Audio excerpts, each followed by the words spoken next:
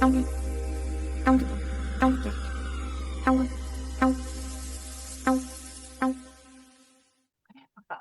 welcome, Katie. Hey, thank you so much for having me. I'm so glad to be here.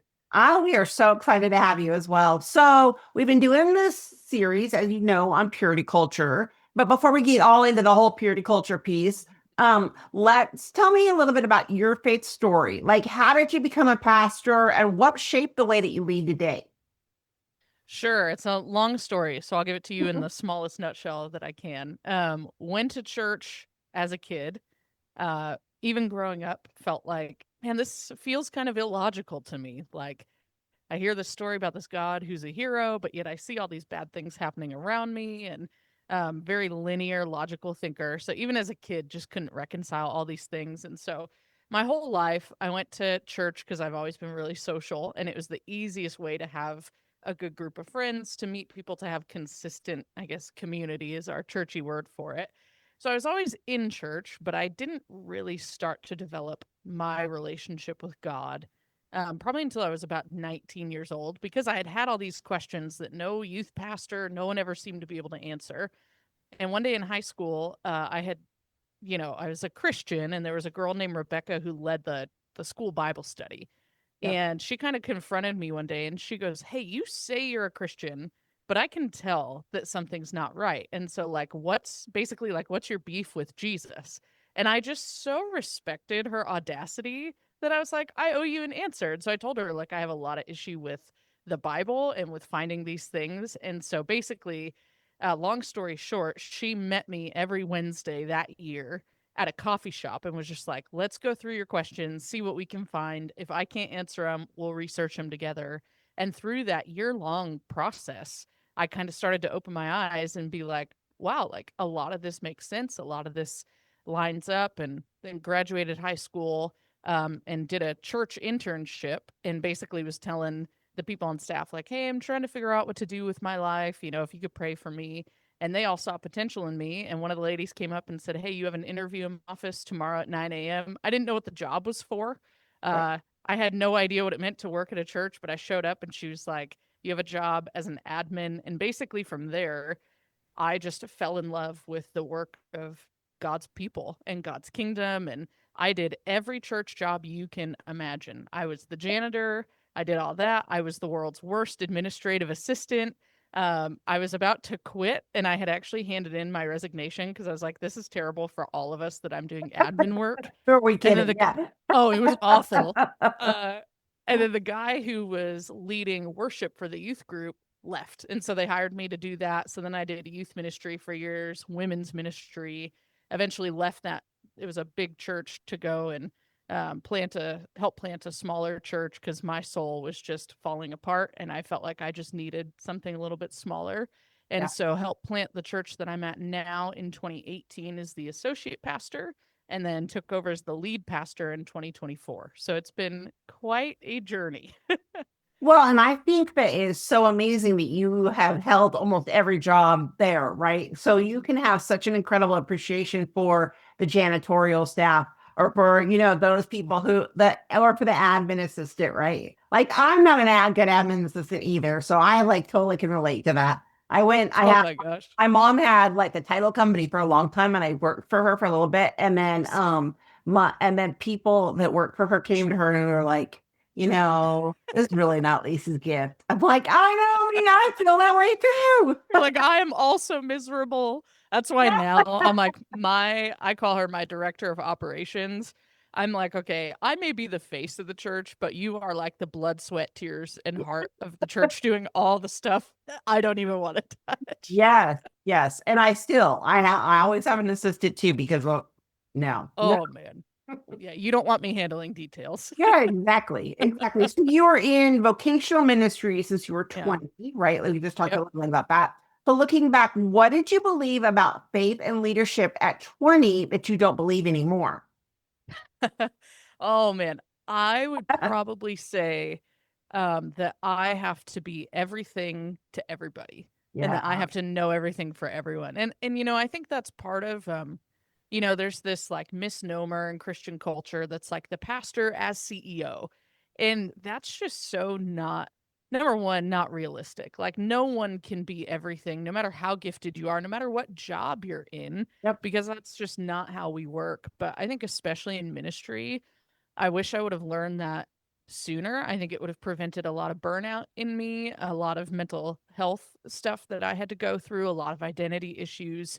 And I feel like now I'm in this place where I've realized, like, I am a better pastor when I exemplify weakness to my people. When they see, like, oh, the person who preaches to them every Sunday, who's very confident in who God is, has weak moments where she needs Jesus and needs the Holy Spirit to Yeah. come, and who needs her community. That, like, I don't just pastor them, but in certain ways, like, they help pastor me in Yeah. my weakness too. Like, I just get to do the fun public part of that, which is being on a platform and Yeah. speaking Sunday.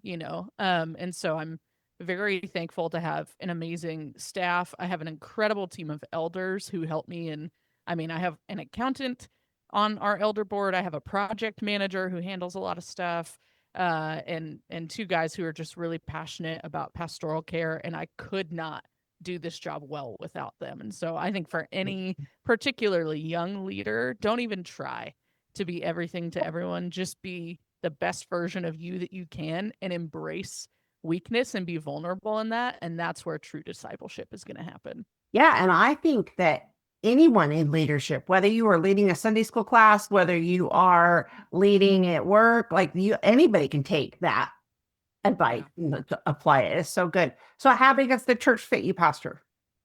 Yeah, right now we're running about 90 adults and then probably 25 kids and youth. So, Wonderful. That's babies amazing. to high school. Yeah, so it's great. Okay, so let's revert a little bit back, right? So did you Yeah. back to your teenage years? So did you grow up inside Puritan culture yourself? And then what did that look like for you in your home, your youth group, or your church? Yeah, so it's really interesting dynamic. At home, it wasn't even a factor. My parents were, kind of same, like in church with me, but more that's just because it's kind of what you did in the 90s as a family. They came to true faith in Christ, like later in life. But, even growing up as a little kid, like I was what we would have called in the 90s like a tomboy. And so it's like, I had my army men coming over for dinner at Polly Pocket's house, for those who are Yeah. old enough to remember Polly Pocket. Um, and I was just as likely to go climb a tree as I was to want to like do a sleepover with a bunch of my girlfriends. And so yeah, so in my home it was just like, just be you, and even now, like I'm a drummer and I play golf and I love video games and I love just gabbing with the gals and I love going shopping and like all Yeah. that. And so that's just how my parents raised me. It was like, just be you and do what you enjoy. And that's fine. So that was not an issue at home. At church, on the other hand, was very different. We went to a very traditional Baptist church for most of Mhm. my growing up years. And so it was very much, male headship, a lot of talk about purity culture of like men don't look at pornography, women don't wear yoga pants, the rose petal thing or the crumpled up piece of paper, like sex before marriage and you're damaged goods and Yeah. you're robbing, someone else of their future spouse or what kind of all the stereotypical when you think purity culture, 100% inside the church grew up in all of that. Yep. Yep.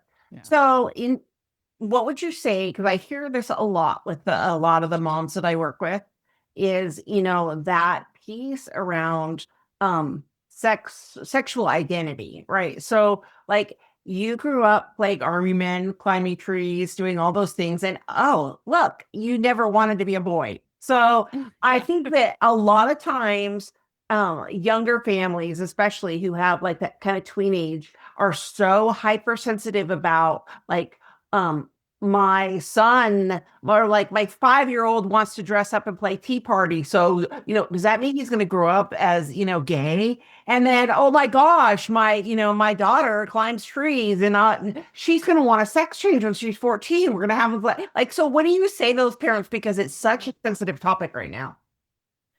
You know, what kids, like the nature of a child is that you are just trying to comprehend the world around you, right? And so like as a kid, I wasn't climbing trees because I saw the boys climbing trees. I was climbing trees because I'm like, that looks like fun. And I want to know Yeah. what's up there.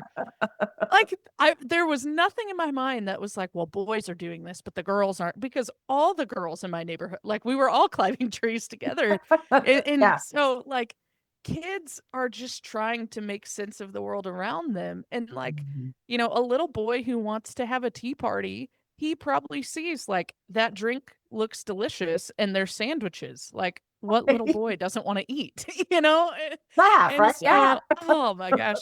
And so I think the like what my parents did so well is they never and they've never even told me that they had an inkling, of like, oh, we were worried, or like none of that. They were like, we just let you be you. And like it wasn't a big deal because it's not a big deal. Yeah. And if you make it a big deal to a kid, I think that's when they start to really have those thoughts. But like my parents raised me to be a curious person. And Yep. so they were like, whatever you want to be curious about, go learn about it. If you want to learn about the army men versus the polypoc, like great, we'll get both, and that's not a big deal. Yep. And Yep. so, yeah, like to those parents of like, encourage your child's curiosity and make that curiosity about the world a Yeah. normal thing, because in doing that you're teaching kids how to think, and that's going to bring up natural conversation and question, where then you get to teach and guide them through that. Yeah, absolutely. And I think that, um, if fear begets fear. So if you go Mhm. around like fearful, like, oh my gosh, look, he's playing Barbie. Oh my gosh, look, she's, getting her knees dirty. She can bait a hook better than any of the boys in the neighborhood, right? Like, take a breath. Those do Yes. not necessarily mean like down the road something else is going to happen. And Yeah. I'm here to tell you that if that does happen down the road, that Jesus is also there, right? Totally. Well, and two, I think like a bigger concern I have about that is like, why are we sexualizing kids so early? Yeah.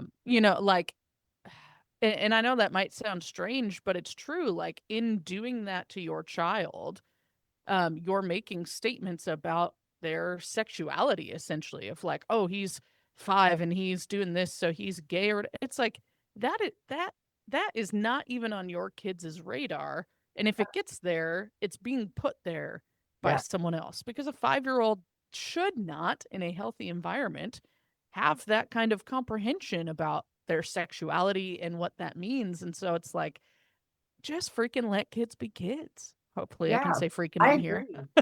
And, if you have a neighbor, if you're a Christian home and you have a neighbor whose boy likes to play tea parties and likes to play Barbies, it does not mean that you need to shield your child from that child. It's not like, oh No. my gosh, some kind of sin is going to rub off on them. I have heard Oh. that so many times in the last couple of weeks, and it just makes me crazy. Oh, that's yeah. My one of my number one catchphrases that I tell my church is Christians just need to chill. Yeah, I agree. I agree. Yeah. As I simple as agree. that. So, was there a specific teaching, sermon, book, or moment from that time through purity culture that has just really stuck with you for better or worse? I think there's a couple. I think book is probably one that maybe a lot of millennials might be familiar with. I Kiss Dating Goodbye by Oh, Joshua Harris. You know yep. that one? Are I, you have you kept up with his whole arc lately? yeah, I have actually. How he kind of apologized for that book and doesn't even Yeah. identify as a And Christian he says, anymore. So, look, I was 20 years old when that came out. My oh brain yeah. was not even fully developed. Right. No, Like, I I think I was didn't in know what middle I was school. talking about. Yeah. Oh yeah. So that one, courting versus dating and save your first kiss for Right. marriage and all. So that was, I mean, you couldn't go to church and not hear a youth pastor talk about that book. So I think like an overall concept that I heard in a lot of sermons was like, okay, boys, don't look at pornography, and women, don't wear yoga pants. Like Right. Satan made yoga pants because they're too tight and shapely. And Right. if you do, you're going to tempt your brothers. That's just going to make them want to look at porn more. And so don't be a horrible woman. And men, don't look at porn and everyone will be fine. And if you don't do those Right. things, you'll have a super awesome mega sex life and find your spouse when you're 19 and everything's going to be That's fine. right. Yeah.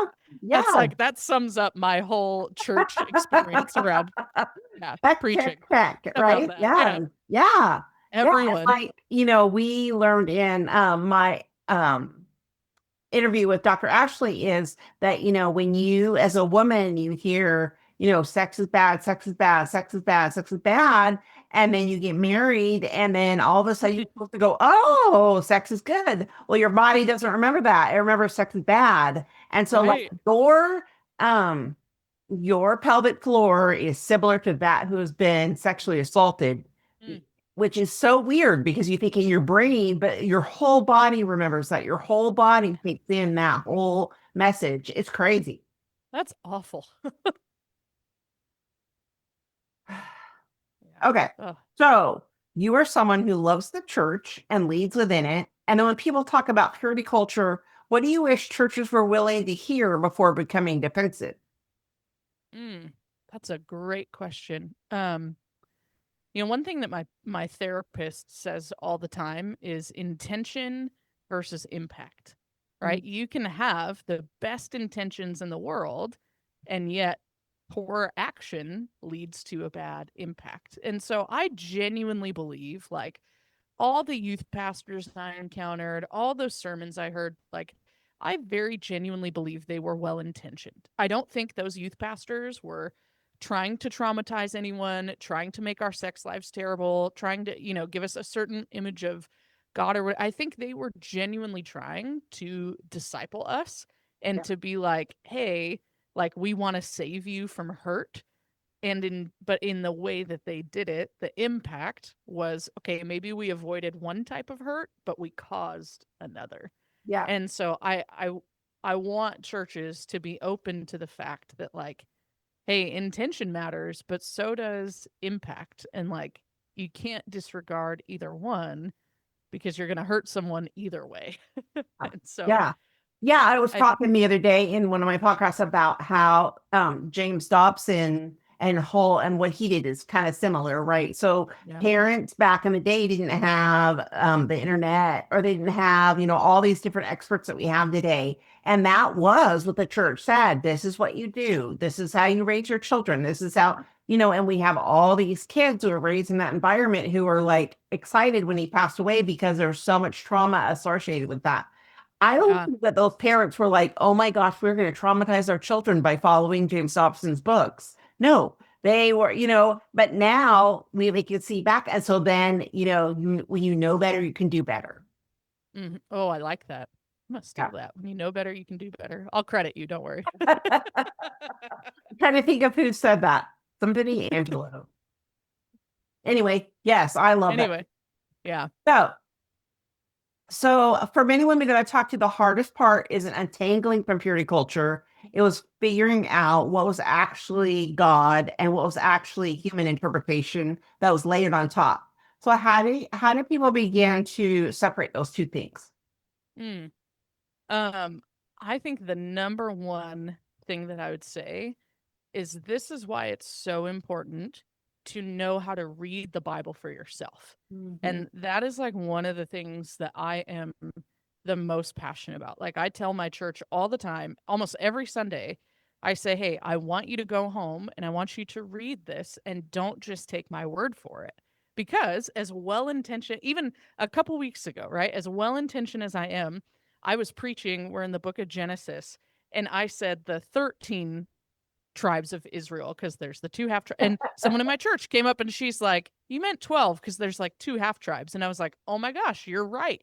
And so it's like, as well intentioned as I was, it was just kind of a slip. My math wasn't mathing, but Yeah. because she read the Bible for herself, she could go, hey, like, I think you missed this one. And so I got back up the following Sunday and I was like, hey, church, I need to correct myself. I said this is what it should actually be. Yeah. Um, but she wouldn't have been able to do that if she wasn't reading the scriptures for herself. And I think with this whole thing with purity culture, I think we have to take some of the onus on us too. Is, I know for me, I put some of those teachers, some of those pastors on a pedestal, and I took what they said as gospel instead of what Jesus says is gospel. And I did not do the intentional effort and work for myself to go, okay, what does God mean by his creative order in Genesis 2? What does Paul mean in 2 Timothy chapters 2 through 5? What does Paul mean in 1 Corinthians chapters 13 and 4? Like, I did not do the research for myself. And so, yeah, like I let those people, whatever they said, because I trusted them, I let them dictate what my spirituality looked like. And like, you know, everyone's always like, well, it's a personal relationship with Jesus, but none of us take it personally Yeah. until it's used in that way. But there's a big onus on us that, like, if we're really saying that and we believe that, then how much of that personal element are we putting into it to understand what God actually says? And unfortunately, sometimes in order to protect ourselves from false teachings, from accidental teaching, accidental heresies, like I try to call them, or good intent but bad impact. And so if we're not reading and really knowing and studying scripture for ourselves, number one, we're going to have a false image of who God is. Mhm. And I know that for so many women in purity culture, that's been kind of the ending impact of all of this, is they think that God is some judgmental tyrant who's just going to zap them with lightning if they have sex outside of marriage or something like that. Right. When really, like, I think God is grieved that that is how his scripture is being used. And Yeah. we would understand that if we actually read the Bible for ourselves. Yeah, I agree. So in conjunction with the purity culture was also about the same time. Bill Gothard was really huge. Mm, And yep. so, he preaches, which I know a lot of churches still preach, right? So you have the umbrella factor, you have God's umbrella, you have God, and then you have the husband, then you have the wife, then you have the children. And if you fall from underneath the protection of your husband, you fall under protection from God, and you fall underneath his umbrella. And so, boom, God's going to hit you. But you're right. Like, that is not true. Yeah. And I haven't gotten it out yet. I'm actually finishing for my church. I wrote a 26-page paper, I guess, or statement on why do we endorse women in every office of leadership in the church. And Mhm. I go into all of the problem passages that people talk about. And one of them is Ephesians 5, which is where kind of that umbrella of authority comes from, that talks about headship and all of that. And I think if people go and they read that, it should be posted on our church website within about the next few weeks or so. And I think if people read that, that'll give them a really different picture of that submission that's happening and what that actually means, that it's a mutual submission and it's actually a lot more of a picture of who Jesus is to the church than that umbrella of authority. And so if that's helpful to anyone, I can send that to you when it's published. I love that. So can you send me the link as soon as it's up? Because I think Absolutely. right now that is huge what people are Yeah. talking about, especially with everything that's happening with the Southern Baptist Church and what happened Oh, at the convention. And they're talking about, women can't even be Sunday school teachers anymore because you can't be headship, less your words reach a man, less they be educated somehow. Like, I don't know. It's crazy. heaven forbid we preach the gospel. I know. I know. I read something the other day and I just thought it was so good, about how God chose a woman to discover the resurrection, right? Like the And first, not just one. Actually, there was a whole group of them. yeah, that's right. Like, That's right. there was Joanna, there was several Marys. I think it's like it wasn't just one woman. There were like many. Yeah, exactly. Exactly. And there was not a man among them. And that's the most important gospel message of them all. Yeah. And I mean, you have, is it Junia, who Paul calls outstanding among the apostles, Yep. and you Yep. have, Priscilla, you have Lydia. Like, there's Yep. so much biblical evidence for the fact that God, and even Genesis too, that like God created men and women equal, and everyone likes to talk about that suitable helper word. Okay, well, if you look at that, helper means helper, Right. suitable means equal and corresponding to Yeah. in the original Hebrew. And so what we see is that like that's what God created. And it was sin in Genesis 3 that separates the man and the woman. And even then, it's not God saying like those curses in Genesis like 3:15 through 17, I think.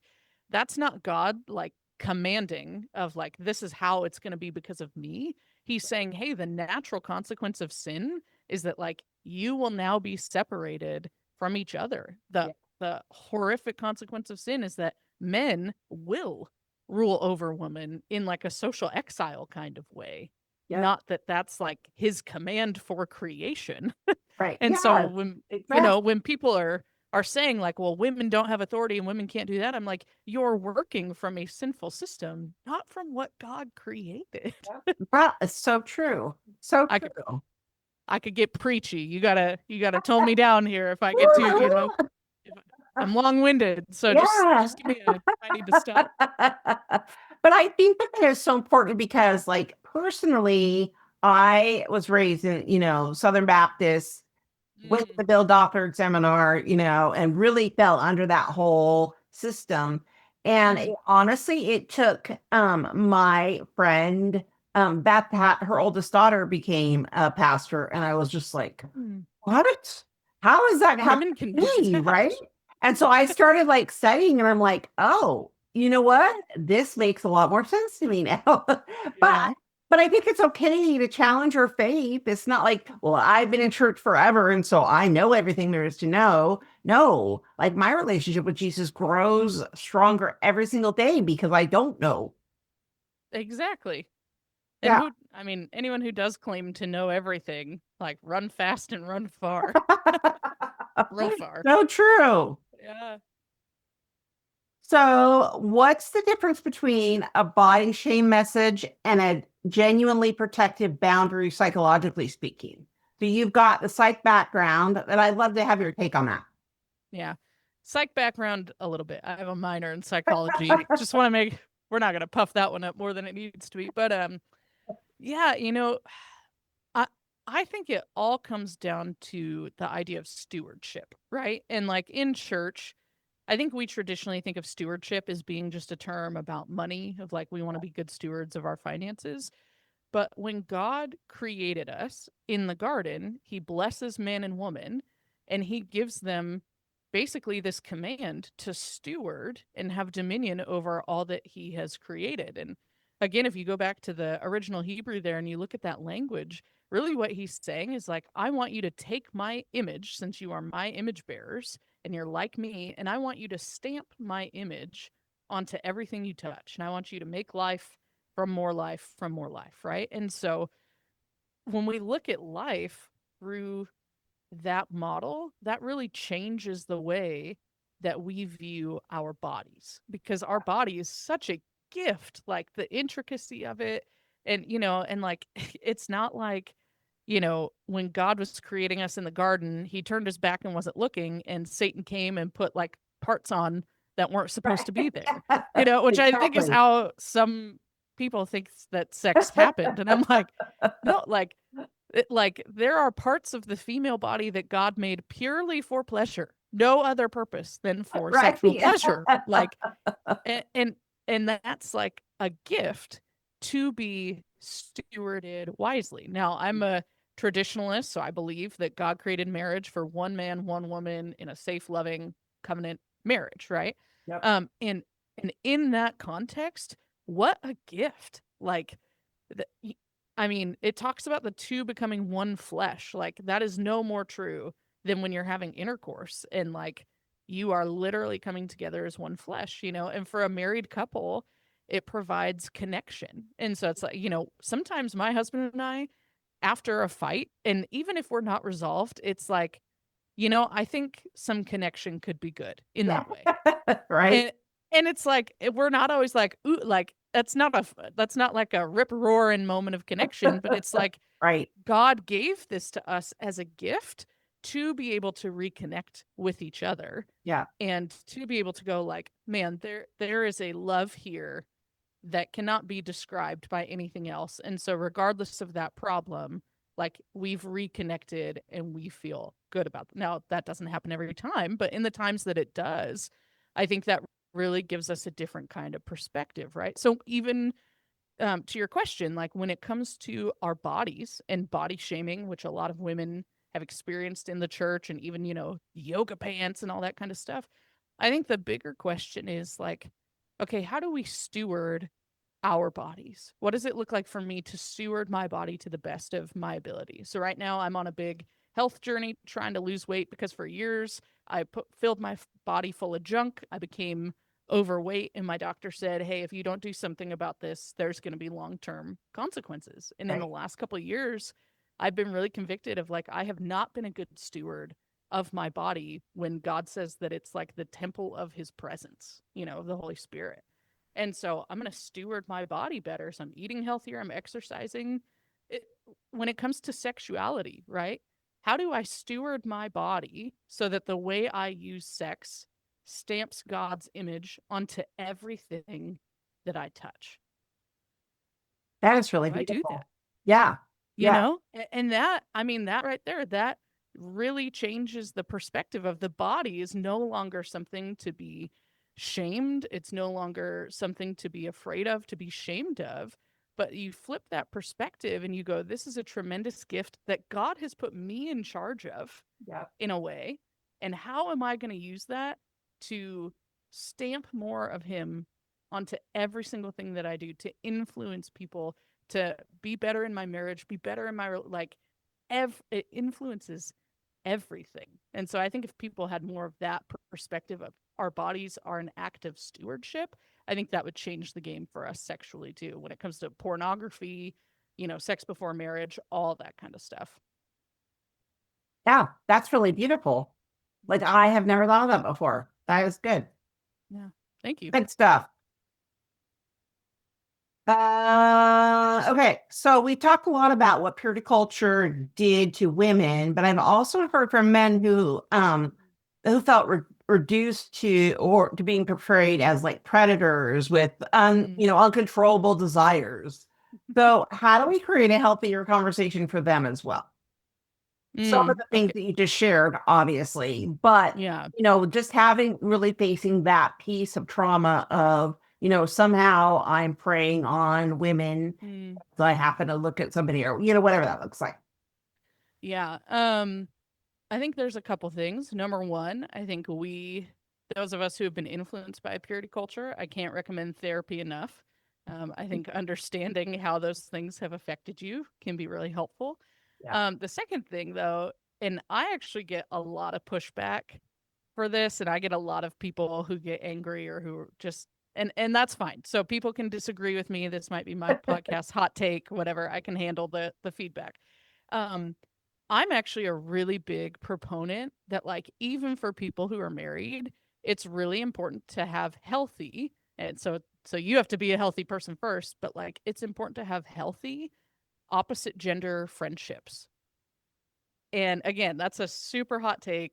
That is a Not a lot of hot topic. people Yes, it is. not a lot of people agree with me, but for example, I have a really tight knit group of friends. There's four couples. We are all really good friends, and one of them, my husband wanted to start going to the gym, and she was like, "Oh, I go to this great one. If you want to go with me, I leave at 5:30 in the morning. Here's where it is. Whatever, you can carpool with me if you want." And he's like, "Sure." I didn't have to think twice Yeah. about the two of them riding in a car together because I know my husband and the relationship we have and the trust that we have. Yeah. And I know my friend and the relationship we have. I know the relationship she has with her husband. Yep. And I, they went to the gym together for over a year and they were able to have some great conversations. And my husband would come home and be like, man, she told me this today and I never realized this, or it was really good perspective. And they learned a lot from each other. Likewise, her husband and I play golf together all the time, just the two of us. And neither of our spouses ever bat an eye at the fact that we're going to go play golf because he's like my brother and I'm like his sister. And again, that takes us being healthy individuals. That takes us working hard to have healthy, trusting marriages. Yep. And it means that we have to spend time together as couples so that we can build, that intermingling of trust. But in that, like even before, because I only got married 2 years ago, so I was 34 when I got married. all of my friends in this circle were married long before I was. And Mhm. so even in those moments, having men who were like brothers to me actually healed a part of me that I didn't know that I needed Yeah. healing from. Where Yeah. they could say, "Hey Katie, you look really beautiful today." And I knew that they meant it. And I knew it wasn't creepy because I knew how much they loved their wives, Yeah. and Makes a difference. Yeah. it does. And so I'm not like, be wise about it, Right. like there's always wisdom, but I think that we could really benefit from that. And I think we as women need to go a little bit easier on the men in our lives and like, need to understand that in the same way that, we can recognize a man is attractive and we're not going to go hunt him down, like a man can do that too. Or like in the same way that when I'm in the grocery store and I just happen to look up and make eye contact with a guy who's walking down, I'll say, "Hi, how's it going?" He's like, "Oh, good." Like there's nothing in me that's like, "Ooh, did he think I was flirting with it?" And so like, Right. why are we projecting that onto Yeah. Yeah. everyone too? Because like that's not fair to them either if we're projecting our insecurities and experiences on them when they don't deserve that. So I don't know. That right there might cause people to delete this episode or cancel me, whatever. It's But okay. I'm that's I'm totally secure in the oh, thing that that's we're good. talking about. We're good. I think you're 100% right. I think, Oh, that doesn't give permission for, you to be if you're at a conference and you meet somebody, then go have drinks, late into the oh night. It's no. not what you're talking about. So those of Yeah. you who are like, well, what did she say? No, no, it's No. like having those healthy boundaries, Yeah. knowing, who you're, knowing who you are, knowing who your spouse is, Yeah. like, yeah, and being smart. Yeah. Yeah. Yeah, being smart. Like, yeah, I'm not going out and golfing with some random guy. Like, he's Right. a close friend. My husband knows it, what, like, it's a Right. fostered relationship, Yeah. Or like, even for me, I mean, that dynamic is serious as a pastor, because I have to meet with people in my church and I meet with other pastors in Mhm. our community. And there's one pastor in particular, he and I are really good friends. Like we talk a lot because we have similar ways of doing church. So we'll call each other, bounce ideas off each other. And one day we kind of talked and we were like, hey, I think we should go on a double date. Like, I think our spouses need to meet each other. Yeah. And like, because we communicate so much, I think the healthy thing would be like to introduce them to each other, let them get to know us. And that was a really smart thing to do. And our spouses like loved being together, loved that. And we formed a really cool friendship now out of that too. So like there's definitely wisdom. Like I need my husband, or I'll tell my husband, hey, I'm going to meet with this man from our church for this reason. I should be there for about an hour. If not, I'll text you and let you know. So it's like there's safety, there's wisdom, there's Right. Yeah. communication, Yeah. Yeah. but Yeah. Yeah. I just want to make clear you're not like spraying the whole broad stroke of no, like, hey, party on, dude. not at all. Wisdom always. Yeah, absolutely. Always. Absolutely. So many parents who are listening are raising teenagers right now, and they don't really want to repeat the harmful patterns, but they also don't want to abandon their values. So, what does a healthy conversation around sexuality, identity, and faith look like at home? Yeah, my husband and I were just talking about this. I have a 10-year-old bonus daughter and she's getting older and so we were talking about how we would handle these conversations and so obviously I've never raised a teenager, so take this with a grain of salt, but I think just being honest age appropriately about your experience of like, hey, this is what I learned about sex and about my body and whatever when I was growing up in church. And like, here's the ways it was helpful, but here's the ways that it also really hurt me. And I don't want to repeat that with you. I want to be someone that you feel safe talking to. I want to be someone who can answer all your questions that like you hear the info from first. And even if it feels awkward, I want you to be safe and nothing's off limits and just kind of fostering that open communication. But like your kid isn't just going to do that. They have to know that you're creating that safe space as a parent.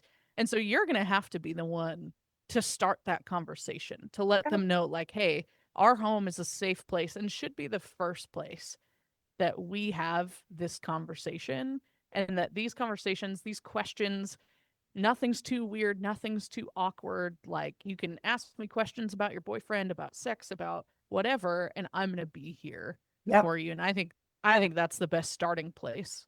Absolutely. So I think that sex starts when they're little, right? Like, oh, Yes. wait, let me rephrase that. Education starts when they're little. I Right? said yes. I So knew what you meant. when you're naming, proper body parts and you're doing all Yeah. the things you're growing up. However, not every parent has done that. So, like, it's Right. never really too late. And I always say, if it gets uncomfortable, take a car ride, right? There's Hmm. nothing less intimidating than sitting like side by side. You have to keep your eyes on the road because you're driving. And then, it's a lot easier for them to share. They don't have to look in your eyes. They don't have to think about, like, they tend to open up a lot better. That's so good. I'm gonna use that when our gal becomes a teenager. Hmm. Yeah, exactly, exactly. And so my boys are in their mid-20s, and they could use that when they were teenagers. There you go. Let's go for a car ride. And I knew that they had something they want to talk about that was just a little uncomfortable. They could sit in the car, drive, whatever. It was great. That's so great. And then they're captive audience too. So And that's exactly they right. can't I get down love that. until you stop. Yeah. There was a couple times that my youngest was late for school because we had to make an extra lap around the building for a conversation. I want to know what that late excuse note said. You want to know what? Oh, I want to know what his late, like his excuse note from you said. What did you put there? well, no. I just went in and said, "Hey, you're going to be late." But I should have been creative. I know, right? You could have had fun with that.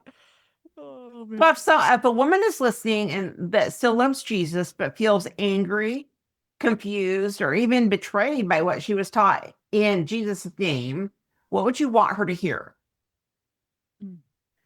I'm sorry. I think the church has just done a grave disservice and a grave injustice to you and stamped God's name on it when that's not who God is. God does want the best for you, and He wants the fullest, most abundant life for you. And I think the way to experience that is to follow Him and, be obedient and do what He says around sex and money and all these different things. But I'm sorry that you were robbed of the incredible gift that your body is, that sex is, that relationships can be, and that the church can be. And I think for women to recapture that, that's a really powerful thing. And kind of like I said earlier, explore that relationship with God on your own. Like read read the Bible on your own, figure out who God is to you, figure out what the true character, the true image of God is, not based on your church or your pastor or your past experiences or your history, but like right now in this moment, who is God revealing himself to you through his word to be, and anchor yourself in that. And I think that will help you really understand how much God loves you and what he thinks about you, regardless if you're a virgin, if you've had multiple partners, if you've lived through purity culture or not. Like, I think the image of God that has been presented to you will be far different if you discover it for yourself. Well, I could pretty much listen to you all day. I love that you're incredibly open. You're incredibly sure of yourself and what you believe. But not only that, you just are like, there's no barriers there. It just is so amazing. So if a woman who is listening, really wants to connect with you or hear, because you have a podcast, Mhm. can you share a little bit now about where they can find you, but also give me some links and I'll put it in the description so that they can find you if they need to. Yeah, for sure. If they go to Pastor Katy, it's Katy, pastorkaty.com. That's kind of my hub for, you can find my podcast there. It's called the Deep Faith Podcast. It's on any podcast platform that you listen to. And it's a little more like in depth Bible teaching. I do have a couple interviews on there as well. That's going to be more, and that might help a woman who's trying to recapture her faith on her own. I talk about the hard parts of the Bible, the mistaught parts, the things that are difficult to understand. So that would be a good starting place. But yeah, that website, pastorkaty.com, that'll be the central hub. I have a book coming out later in the year that's all about how to study the Bible on your own. That's all with coming by the end of the year, but I post updates there on my website. I just started a Substack, so I'll be posting thoughts about faith and culture and and all that there. So that's pretty much the central place. You can look up Icon Church if you want to hear a regular Sunday sermon, EIKON church.org. I'll send you the link for that. That's my usual Sunday digs. So yeah. I love that. Thank you so much for being here. You really are a treasure. Oh my gosh. Thank you so much for having me on. It was so fun to meet you and connect with you. And I'm just really appreciative to be here and hope this encourages some ladies along the way. I love it.